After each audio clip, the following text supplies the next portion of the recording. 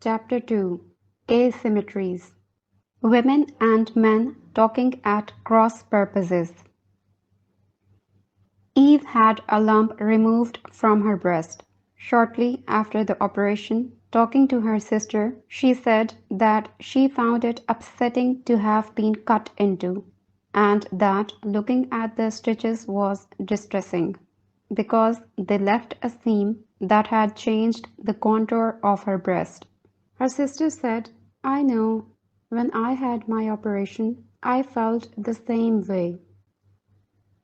Eve made the same observation to her friend Karen, who said, "I know. It's like your body has been violated." But when she told her husband Mark how she felt, he said, "You can have plastic surgery to cover up the scar and restore the shape of your breast." Eve had been comforted by her friend and her sister, but she was not comforted by Mark's comment. Quite the contrary, it upset her more. Not only she didn't hear what she wanted, that he understood her feelings, but far worse, she felt he was asking her to undergo more surgery just when she was telling him how much this operation had upset her.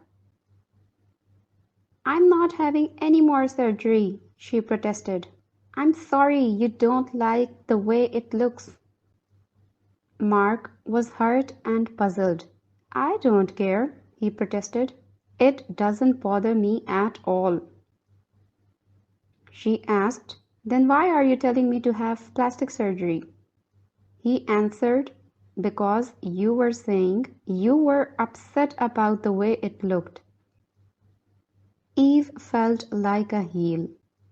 Mark had been wonderfully supportive and concerned throughout her surgery. How could she snap at him because of what he said, just words, when what he said was unassailable? And yet she had perceived in his words meta-messages that cut to the core of their relationship. It was self-evident to him that his comment was a reaction to her complaint, but she heard it as an independent complaint of his. He thought he was reassuring her that she needn't feel bad about a scar because there was something she could do about it. She heard his suggestion that she do something about the scar as evidence that he was bothered by it. Furthermore, whereas she wanted reassurance that it was normal to feel bad in her situation, his telling her that the problem could easily be fixed implied that she had no right to feel bad about it. Eve wanted the gift of understanding, but Mark gave her the gift of advice. He was taking the role of problem solver, whereas she simply wanted confirmation for her feelings. A similar misunderstanding arose between a husband and wife following a car accident in which she had been seriously injured. Because she hated being in the hospital, the wife asked to come home early. But once home, she suffered pain from having to move around more. Her husband said, "Why you didn't stay in the hospital where you would have been more comfortable?" This hurt her because it seemed to imply that he didn't want her home. She didn't think of his suggestion that she should stay in the hospital as a response to her complaints about the pain she was suffering. She thought of it as an independent expression of his preference not to have her at home. "They're my troubles, not yours."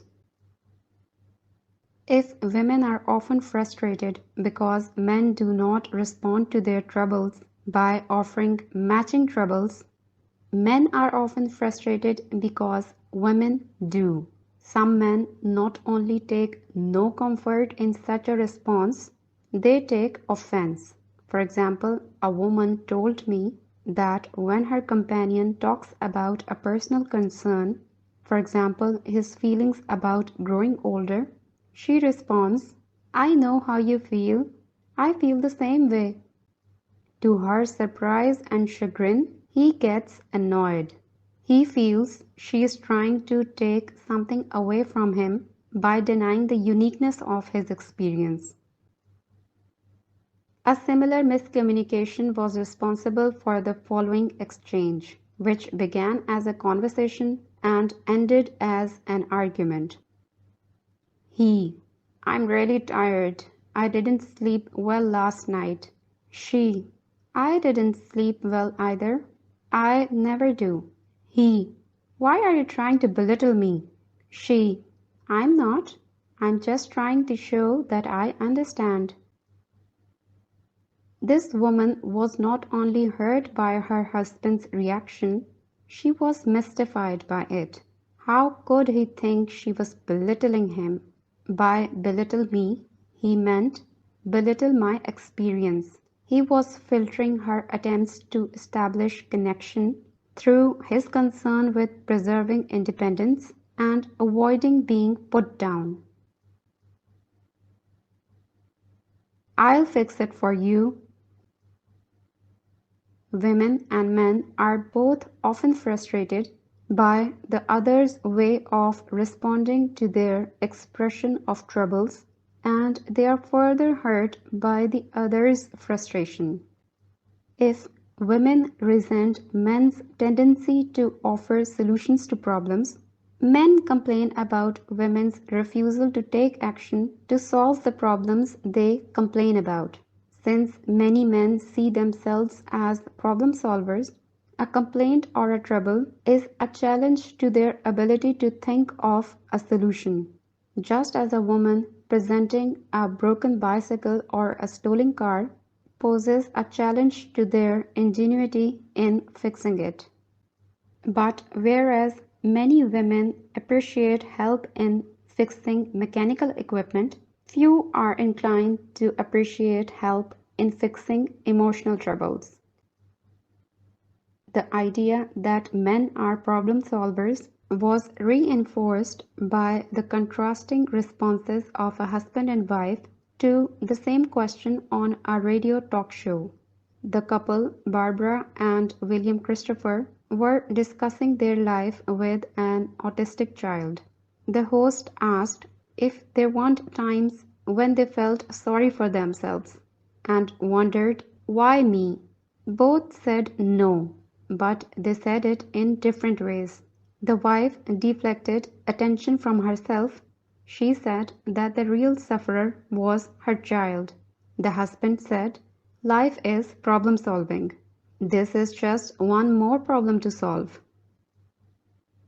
This explains why men are frustrated when their sincere attempts to help a woman solve her problems are met not with gratitude but with disapproval.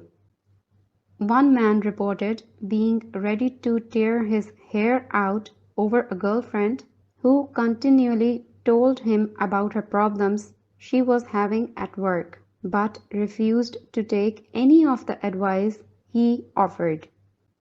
Another man defended himself against his girlfriend's objection that he changed the subject as soon as she recounted something that was bothering her. What's the point of talking about it anymore? He said. You can't do anything about it. Yet another man commented that women seem to wallow in their problems, wanting to talk about them forever, whereas he and other men want to get them out and be done with them, either by finding a solution or by laughing them off. Trying to solve a problem or fix a trouble focuses on the message level of talk. But for most women who habitually report problems at work or in friendships, the message is not the main point of complaining. It's the meta message that counts. Telling about a problem is a bit for an expression of understanding. I know how you feel, or a similar complaint. I felt the same way when something similar happened to me. In other words, Trouble talk is intended to reinforce rapport by sending the meta message, "We're the same, you're not alone." Women are frustrated when they not only don't get this reinforcement, but quite the opposite, feel distanced by the advice, which seems to send the meta message, "We are not the same.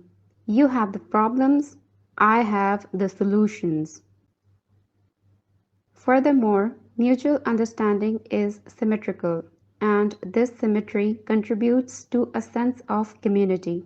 But giving advice is asymmetrical.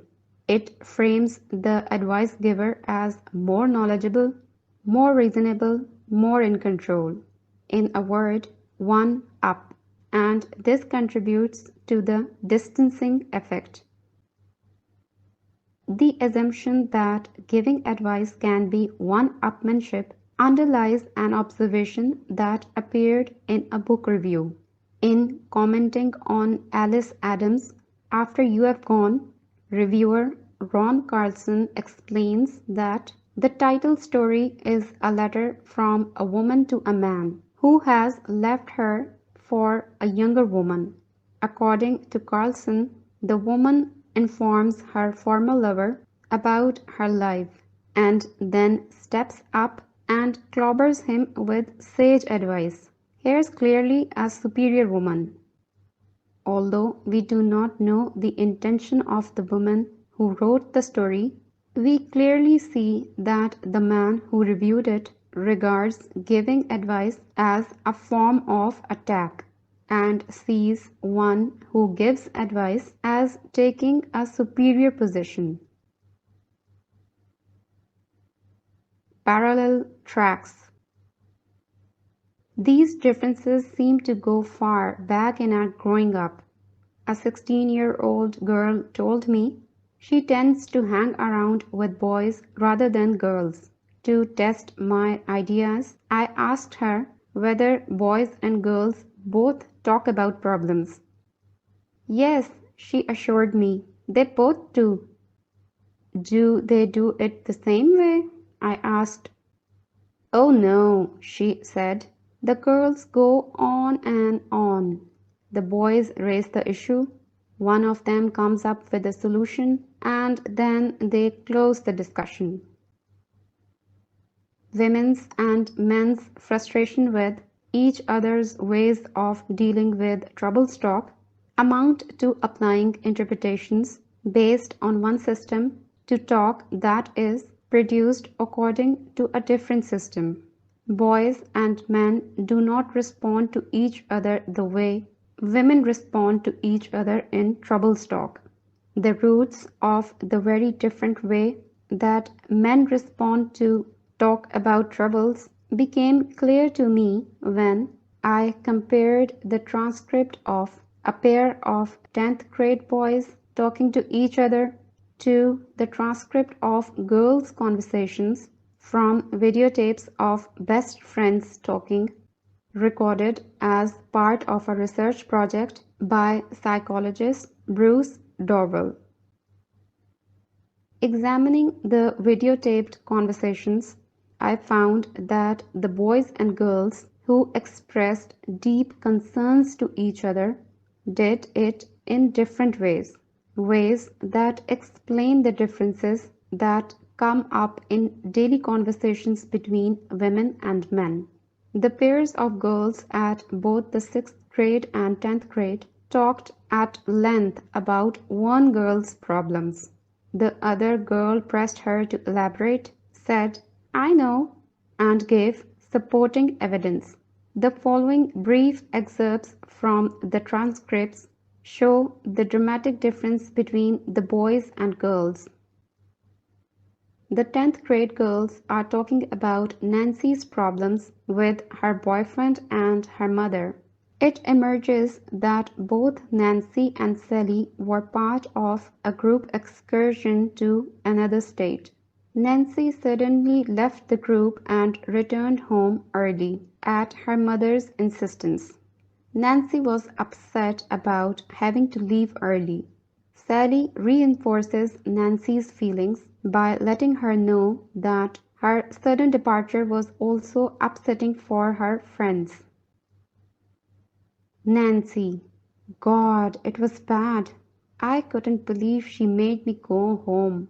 Sally: I thought it was kind of weird though. I mean, one minute we were going out, and the next minute Nancy's going. Excuse me? Gotta be going. Both laugh. I didn't know what was going on.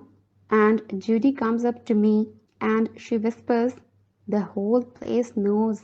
Do you know that Nancy's going home? And I go, what? Both laugh. Nancy's going home. I go, why? She goes, her mom's making her. I go, makes a face. Ah, she comes back and go, Nancy's left. Well, I said, well, that was a fine thing to do. She didn't even come and say goodbye. And she starts boiling all over me. I go, mimicking, yelling, all right, she was upset, Judy. I was like, God.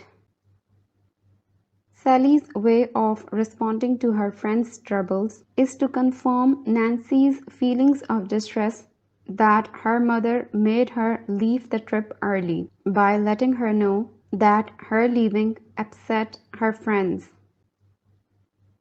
In contrast, examining the transcript of a conversation between boys of the same age show how differently they respond to each other's expressions of troubles.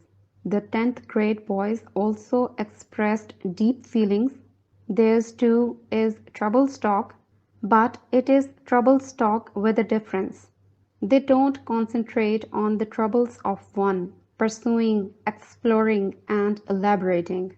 Instead, each one talks about his own troubles and dismisses the others as insignificant.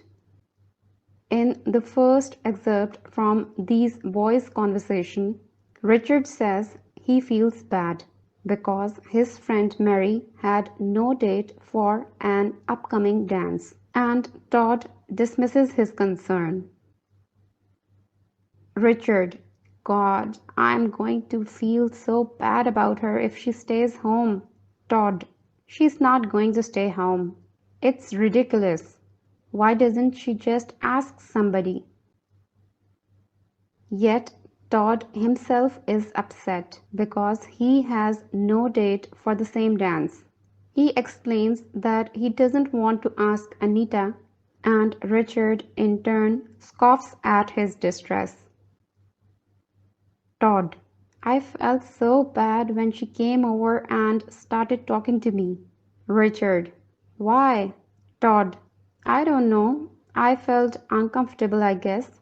Richard: I'll never understand that. Far from trying to show that he understands, Richard states flatly that he doesn't, as shown in boldface type. Richard then tells Todd that he's afraid he has a drinking problem. Todd responds by changing the subject to something that is bothering him, his feeling of alienation. Richard: when I took Anne home last night, she told me off. Todd: really? Richard: you see, when she found out what happened last Thursday night between Sam and me. Todd: mm-mm. Richard: she knew about that. She just said, and then she started talking about drinking. You know? And then she said, you know, how you hurt everybody when you do it. You're always cranky. And she just said, I don't like it. You hurt Sam. You hurt Todd. You hurt Mary. You hurt Louise. I mean, when she told me, I guess I was kind of stunned. Paused. I didn't really drink that much. Todd: are you still talking to Mary a lot, I mean? Richard: am I still talking to Mary? Todd: yeah, 'cause that's why. That's why I was mad Friday. Richard. Why? Todd. Because. Richard. Cause why? Todd. 'Cause I didn't know why you just all were.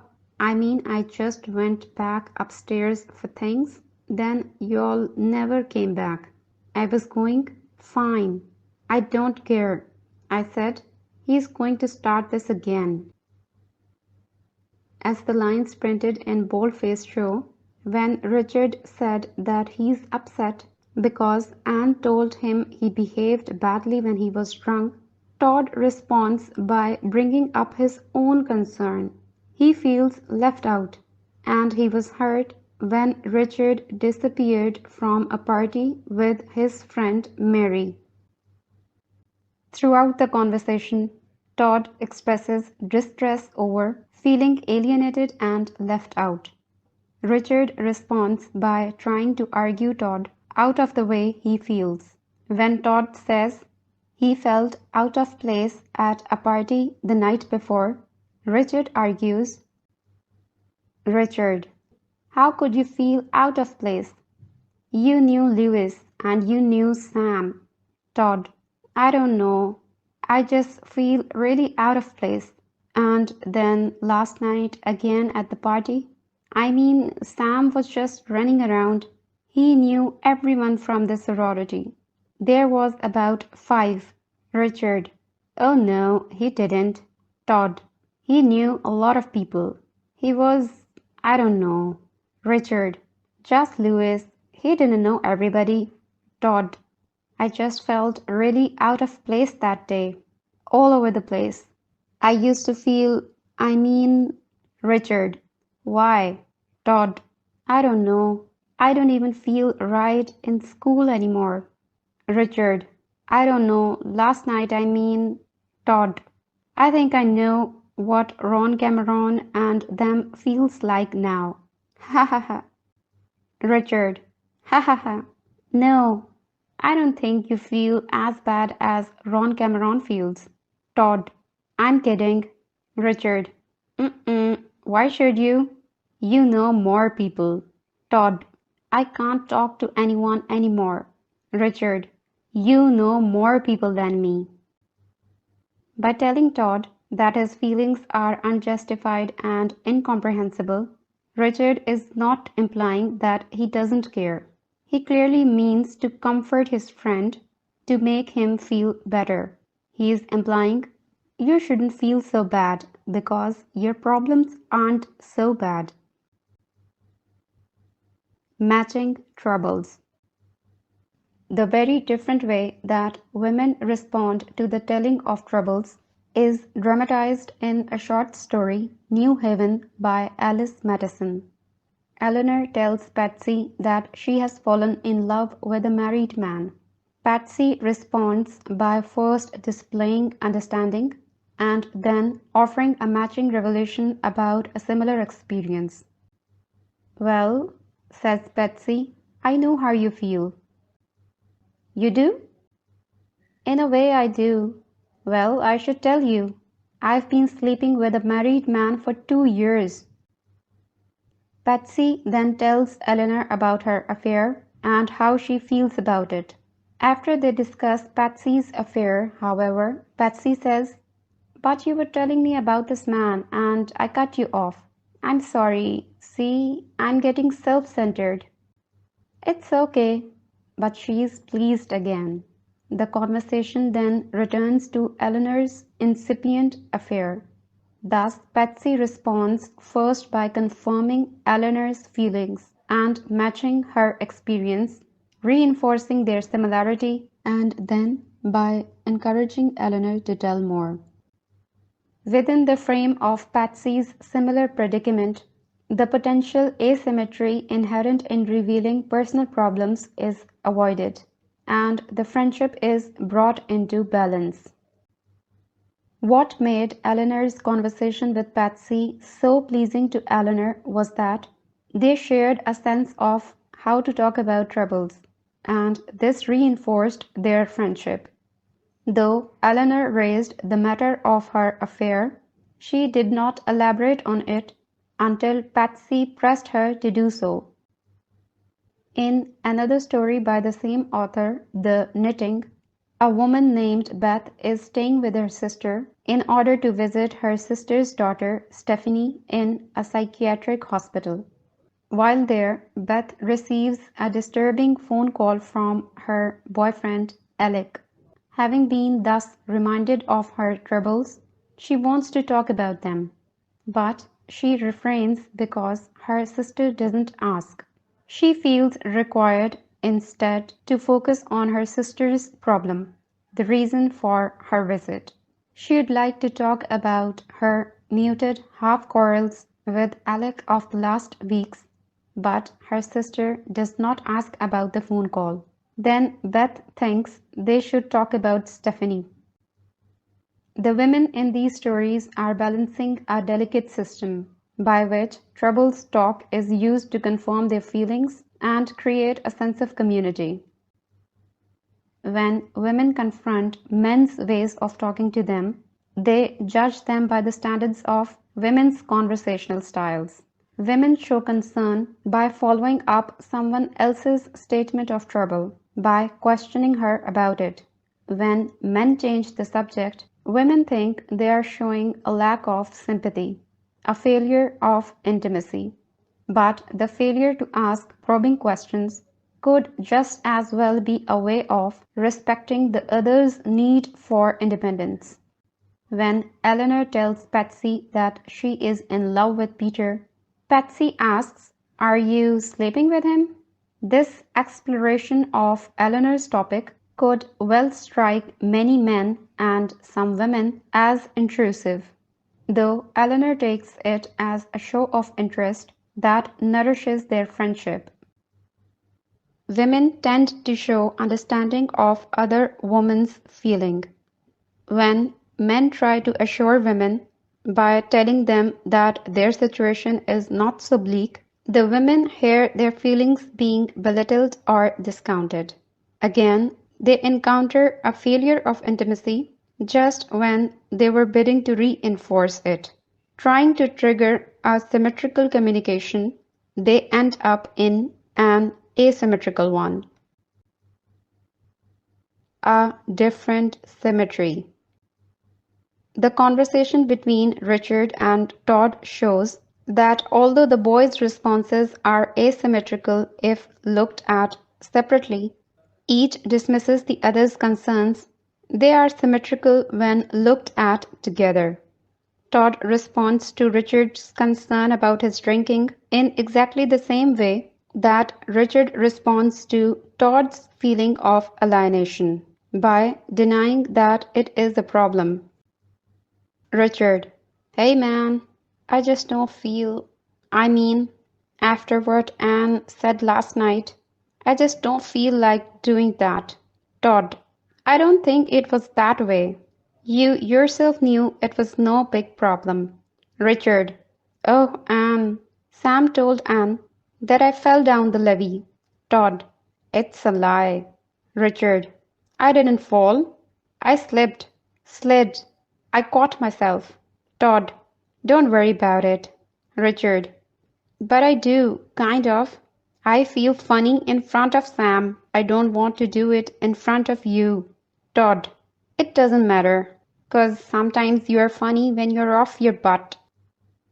Todd denies that Richard was so drunk that he was staggering. It's a lie, and then says that, even if he was out of control, it wasn't bad, it was funny. In interpreting this conversation between 10th grade boys, I initially saw their mutual assurances and dismissals, and their mutual revelations of troubles, in terms of connection and sameness. But another perspective is possible.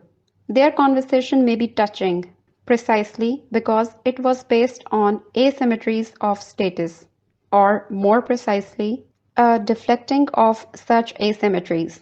When Todd tells his troubles, he puts himself in a potentially one-down position and invites Richard to take a one-up position by disclaiming troubles and asymmetrically offering advice or sympathy. By offering troubles of his own, Richard declines to take the superior position and restores their symmetrical footing, sending the meta message, "We're just a couple of guys trying to make it in a world that's tough on both of us, and both of us are about equally competent to deal with it." From this perspective, responding as a woman might, for example, by saying, "I can see how you feel. You must feel awful. So would I if it happened to me," would have a totally different meaning for boys, since they would be inclined to interpret it through the lens of status. Such a response would send a meta message like, "Yes, I know, you incompetent jerk. I know how awful you must feel. If I were as incompetent as you, I'd feel the same way. But lucky for you, I'm not. And I can help you out here, because I am far too talented to be upset by a problem like that." In other words, refraining from expressing sympathy is generous, insofar sympathy potentially condescends. Women are often unhappy with the reactions they get from men when they try to start troubles talk, and men are often unhappy because they are accused of responding in the wrong way when they are trying to be helpful. But Todd and Richard seem satisfied with each other's ways of reacting to their troubles, and their ways make sense. When men and women talk to each other, the problem is that each expects a different kind of response. The men's approach seeks to assuage feelings indirectly by attacking their cause. Since women expect to have their feelings supported, the men's approach makes them feel that they themselves are being attacked. Don't ask. Talking about troubles is just one of many conversational tasks that men and women view differently and that consequently cause trouble in talk between them. Another is asking for information, and this difference too is traceable to the asymmetries of status and connection. A man and a woman were standing beside an information booth at the Washington Folklife Festival, a sprawling complex of booths and displays. "You ask," the man was saying to the woman. "I don't ask." Sitting in the front seat of the car beside Harold, Sybil is fuming. They have been driving around for half an hour, looking for a street he's sure is close by. Sybil is angry, not because Harold does not know the way, but because he insists on trying to find it himself rather than stopping and asking someone. Her anger stems from viewing his behavior through the lens of her own. If she were driving, she would have asked directions. She would have asked directions as soon as she realized she didn't know which way to go, and they'd now be comfortably ensconced in their friend's living room instead of driving in circles as the hour gets later and later. Since asking directions does not make Sybil uncomfortable, refusing to ask makes no sense to her. But in Harold's world, driving around until he finds his way is the reasonable thing to do, since asking for help makes him uncomfortable. He's avoiding that discomfort and trying to maintain his sense of himself as a self-sufficient person. Why do many men resist asking for directions and other kinds of information? And it is just as reasonable to ask, why is it that many women don't? By the paradox of intimacy and independence, there are two simultaneous and different meta-messages implied in asking for and giving information. Many men tend to focus on one, many women on the other. When you offer information, the information itself is a message. But the fact that you have the information and the person you are speaking to doesn't also sends a meta message of superiority. If relations are inherently hierarchical, then the one who has more information is framed as higher up on the ladder by virtue of being more knowledgeable and competent. From this perspective, finding one's own way is an essential part of the independence that men perceive to be a prerequisite for self-respect. If self-respect is bought at the cost of a few extra minutes of travel time, it is well worth the price. Because they are implicit, meta-messages are hard to talk about. When Sybil begs to know why Harold won't just ask someone for directions, he answers in the terms of the message, the information. He says there is no point in asking, because anyone he asks may not know and may give him wrong directions. This is theoretically reasonable. There are many countries, such as, for example, Mexico, where it is standard procedure for people to make up directions rather than refuse to give requested information. But this explanation frustrates Sybil because it doesn't make sense to her. Although she realizes that someone might give faulty directions, she believes this is relatively unlikely, and surely it cannot happen every time.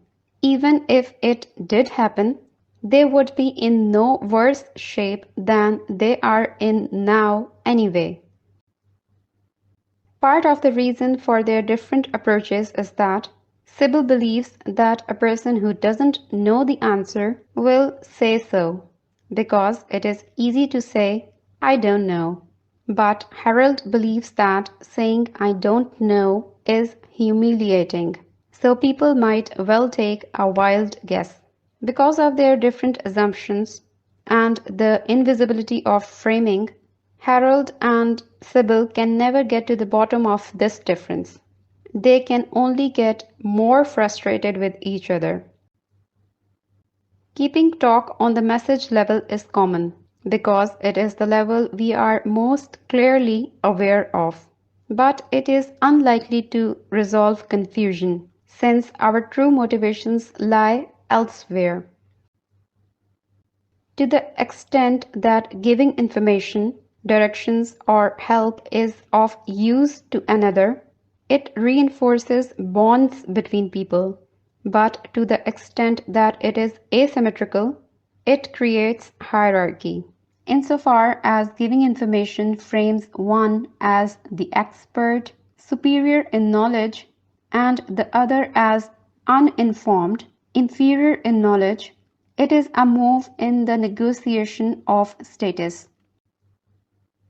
It is easy to see that there are many situations where those who give information are higher in status. For example, parents explain things to children and answer their questions, just as teachers give information to students. An awareness of this dynamic underlies one requirement for proper behavior at Japanese dinner entertainment, according to anthropologist Harumi Befu. In order to help the highest status member of the party to dominate the conversation, others at the dinner are expected to ask him questions that they know he can answer with authority. Because of this potential for asymmetry, some men resist receiving information from others, especially women, and some women are cautious about stating information that they know, especially to men. For example, a man with whom I discussed these dynamics later told me that my perspective clarified a comment made by his wife. They had gotten into their car and were about to go to a destination that she knew well but he did not know at all. Consciously resisting the impulse to just drive off and find his own way, he began by asking his wife if she had any advice about the best way to get there. She told him the way, then added, "I don't know, that's how I would go, but there may be a better way." Her comment was a move to redress the imbalance of power created by her knowing something he didn't know. She was also saving face in advance in case he decided not to take her advice. Furthermore, she was reframing her directions as just a suggestion rather than giving instructions. "I'll fix it if it kills me." The asymmetry implied in having and giving information is also found in having and demonstrating the skill to fix things, an orientation that we saw in men's approaches to troubles talk. To further explore the framing involved in fixing things, I will present a small encounter of my own. Unable to remove the tiny lid that covers the battery compartment for the light meter on my camera, I took the camera to a photography store and asked for help. The camera salesman tried to unscrew the lid first with a dime and then with a special instrument. When this failed, he declared the lid hopelessly stuck. He explained the reason. It was screwed in with the threads out of alignment, and then explained in detail how I could take pictures without a light meter by matching the light conditions to shutter settings in accordance with the chart included in rolls of film. Even though I knew there wasn't a chance in the world I would adopt his system, I listened politely, feigning interest, and assiduously wrote down his examples based on ASA of 100. Since he got confused trying to give examples based on ASA of 64, he further explained that this method was actually superior to using a light meter. In this way, he minimized the significance of not being able to help by freeing the battery lid. He framed himself as possessing useful knowledge and having solved my problem, even though he couldn't fix my camera. This man wanted to help me, which I sincerely appreciated, but he also wanted to demonstrate that he had the information and skill required to help, even though he didn't. There's a kind of social contract operating here. Many women not only feel comfortable seeking help, but feel honor bound to seek it, accept it, and display gratitude in exchange. For their part, many men feel honor bound to fulfill the request for help, whether or not it is convenient for them to do so. A man told me about a time when a neighbor asked him if he could fix her car, which was intermittently stalling out. He spent more time than he could spare looking at her car and concluded that he did not have the equipment needed to do the repair. He felt bad about not having succeeded in solving her problem. As if sensing this, she told him the next day and the next that her car was much better now, even though he knew he had done nothing to improve its performance. There is a balance between seeking help and showing appreciation. Women and men seem equally bound by the requirements of this arrangement. She was bound to show appreciation even though he hadn't helped, and he was bound to invest time and effort that he couldn't really spare in trying to help. Another example of the social contract of asking for help and showing appreciation occurred on a street corner in New York City. A woman emerged from the subway at 23rd Street and Park Avenue South, and was temporarily confused about which way to walk in to reach Madison Avenue. She knew that Madison was west of Park, so with a little effort she could have figured out which way to go. But without planning or thinking, she asked the first person to appear before her. He replied that Madison did not come down that far south. Now she knew this to be false. Furthermore, by this time she had oriented herself. But instead of saying, "Yes, it does," or "Never mind, I don't need your help," she found a way to play out the scene as one in which he helped her. She asked, "Which way is west?" and on being told, replied, "Thank you, I'll just walk west." From the point of view of getting directions, this encounter was absurd from start to finish. The woman didn't really need help, and the man wasn't in a position to give it. But getting directions really wasn't the main point.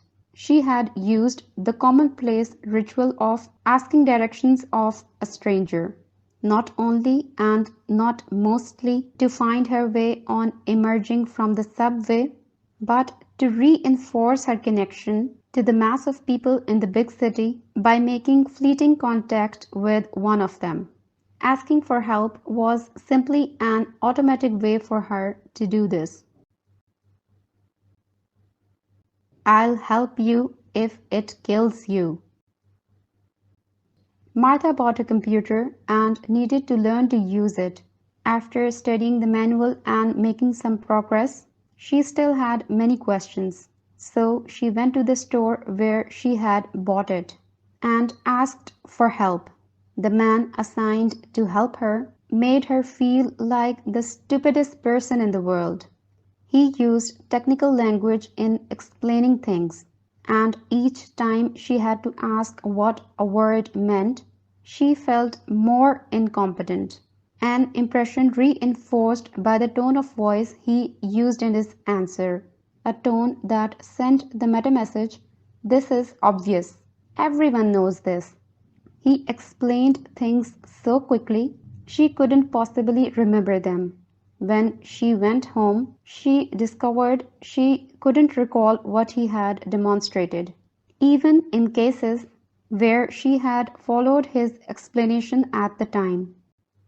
Still confused and dreading the interaction, Martha returned to the store a week later, determined to stay until she got the information she needed. But this time a woman was assigned to help her, and the experience of getting help was utterly transformed. The woman avoided using technical terms for the most part, and if she used one, she asked whether Martha knew what it meant, and explained simply and clearly if she didn't. When the woman answered questions, her tone never implied that everyone should know this, and when showing how to do something, she had Martha do it, rather than demonstrating while Martha watched. The different style of this teacher made Martha feel like a different student, a competent rather than stupid one, not humiliated by her ignorance. Surely not all men give information in a way that confuses and humiliates their students. There are many gifted teachers who also happen to be men, and not all women give information in a way that makes it easy for students to understand. But many women report experiences similar to Martha's, especially in dealing with computers, automobiles, and other mechanical equipment. They claim that they feel more comfortable having women explain things to them. The different meanings that giving help entails may explain why, if women are focusing on connections, they will be motivated to minimize the difference in expertise and to be as comprehensible as possible, since their goal is to maintain the appearance of similarity and equal status. Sharing knowledge helps even the score. Their tone of voice sends a meta message of support rather than disdain, although support itself can be experienced as condescension. If a man focuses on the negotiation of status and feels someone must have the upper hand, he may feel more comfortable when he has it. His attunement to the fact that having more information, knowledge, or skill puts him in one up position comes through in his way of talking. And if sometime men seem intentionally to explain in a way that makes what they are explaining difficult to understand, it may be because their pleasant feeling of knowing more is reinforced when the student does not understand. The comfortable margin of superiority diminishes with every bit of knowledge the student gains, or it may simply be that they are more concerned with displaying their superior knowledge and skill than with making sure that the knowledge is shared. A colleague familiar with my ideas remarked that he had seen evidence of this difference at an academic conference. A woman delivering a paper kept stopping and asking the audience, "Are you with me so far?" My colleague surmised that her main concern seemed to be that the audience understand what she was saying. When he gave his paper, his main concern was that he not be put down by members of the audience. And as far as he could tell, a similar preoccupation was motivating the other men presenting papers as well. From this point of view, if covering one's tracks to avoid attack entails obscuring one's point, it is a price worth paying. This is not to say that women have no desire to feel powerful or knowledgeable. Indeed, the act of asking others whether they are able to follow your argument can be seen to frame you as superior, but it seems that having information, expertise, or skill at manipulating objects is not the primary measure of power for most women. Rather, they feel their power enhanced if they can be of help, even more if they are focusing on connections rather than independence and self reliance. They feel strong when the community is strong. Trust me. A woman told that she was incredulous when her husband dressed up an offense from years before. She had been unable to get their VCR to record movies aired on HBO. Her husband had looked at the VCR and declared it incapable of performing this function. Rather than accepting his judgment, she asked her neighbor Harry to take a look at it, since he had once fixed her VCR in the past. Harry's conclusion was the same as that of her husband, who, however, was incensed that his wife had not trusted his expertise. When he brought it up years later, the wife exclaimed in disbelief, "You still remember that? Harry is dead." The incident, though insignificant to the wife, cut to the core of the husband's self-respect, because it called into question his knowledge and skill at managing the mechanical world. Trust in a man's skill is also at issue between Felicia and Stan, another couple. Stan is angered when Felicia gasps in fear while he is driving. "I've never had an accident," he protests. "Why can't you trust my driving?" Felicia cannot get him to see her point of view, that she does not distrust his driving in particular, but is frightened of driving in general. Most of all, she cannot understand why the small matter of involuntarily sucking in her breath should spark such a strong reaction. Be nice. Having expertise and skills can enforce both women's and men's sense of themselves. But the stance of expert is more fundamental to our notion of masculinity than to our concept of femininity. Women, according to convention, are more inclined to be givers of praise than givers of information. That women are expected to praise is reflected in a poster that was displayed in every United States post office branch, inviting customers to send criticisms, suggestions, questions, and compliments.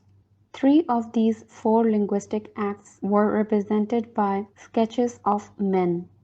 Only compliments were represented by a sketch of a woman with a big smile on her face, a gesture of approval on her fingers, and a halo around her head. The halo is especially interesting. It shows that the act of complimenting frames the speaker as nice. Giving praise, like giving information, is also inherently asymmetrical.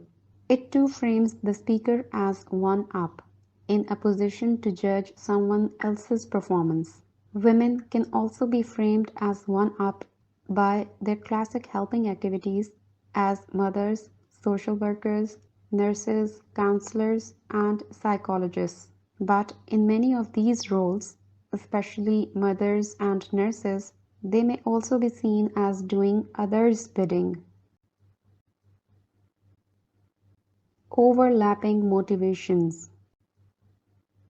When acting as helpers, women and men typically perform different kinds of tasks, but even the same task can be approached with eyes on different goals, and this difference is likely to result in misjudgments of others' intentions. The end of my camera story underlines this.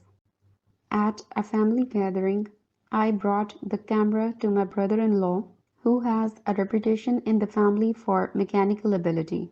He took it to his workshop and returned an hour and a half later, having fixed it. Delighted and grateful, I commented to his daughter, I knew he would enjoy the challenge. Especially, she pointed out, when it involves helping someone. I felt then that I had mistaken. He'd displayed concern with the mechanics of the recalcitrant battery cover as reflecting his ultimate concern. But fixing the camera was a way of showing concern for me, of helping me with his effort. If women directly offer help, my brother-in-law was indirectly offering help through the mediation of my camera. A colleague who heard my analysis of this experience thought I had missed an aspect of my broken camera episode. He pointed out many men get a sense of pleasure from fixing things because it reinforces their feeling of being in control, self-sufficient, and able to dominate the world of objects. This is the essence of Evelyn Fox Keller's thesis that the conception of science as dominating and controlling nature is essentially masculine in spirit. He told me of an incident in which a toy plastic merry-go-round ordered for his little boy arrived in pieces, having come apart during shipping. His wife gave the toy to her uncle, renowned in the family as a fixer and helper. Her uncle worked for several hours and repaired the toy, even though it was probably not worth more than a few dollars. The uncle brought this up again the next time he saw them, and said he would have stayed up all night rather than admit he couldn't put it together. My colleague was convinced that the motivation to get dominion over the plastic object had been stronger than the motivation to help his sister and nephew, though both had been present. Furthermore, this man pointed out that he and many other men take special pleasure in showing their strength over the world of objects for the benefit of attracting women. because the thanks and admiration they receive is an added source of pleasure and satisfaction. His interpretation of my revised analysis was that my niece and I, both women, would be inclined to see the helping aspect of an act as the real or main motive, where he still was inclined to see the pleasure of demonstrating skill, succeeding where the camera expert had failed, and whacking the recalcitrant battery lid into line as the main ones. The element of negotiating status that characterizes many men's desire to show they are knowledgeable and skillful does not negate the connection implied in helping. These elements coexist and feed each other. But women's and men's tendencies to place different relative weights on status versus connection result in asymmetrical roles. Attuned to the meta-message of connection, many women are comfortable both receiving help and giving it, though surely there are many women who are comfortable only in the role of giver of help and support. Many men, sensitive to the dynamic of status, the need to help women, and the need to be self-reliant, are comfortable in the role of giving help and information, but not in receiving it. The view from a different mountain.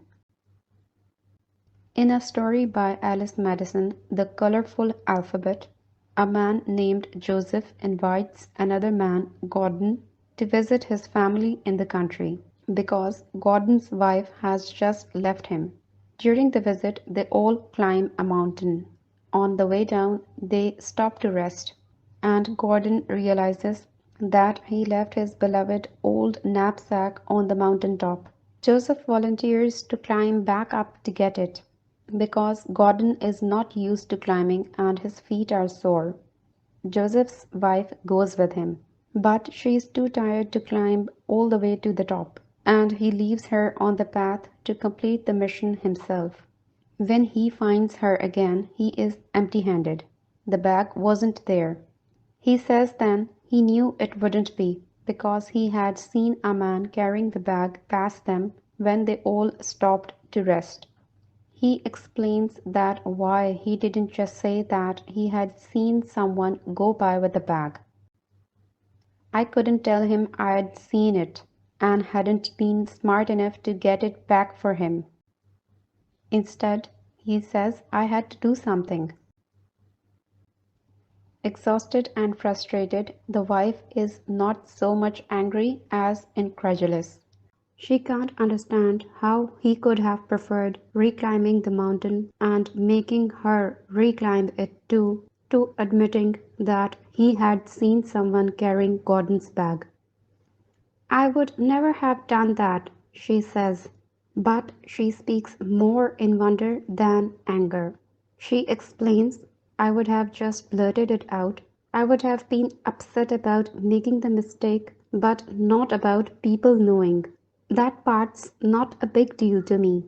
Her husband says, oh, is it ever a big deal to me?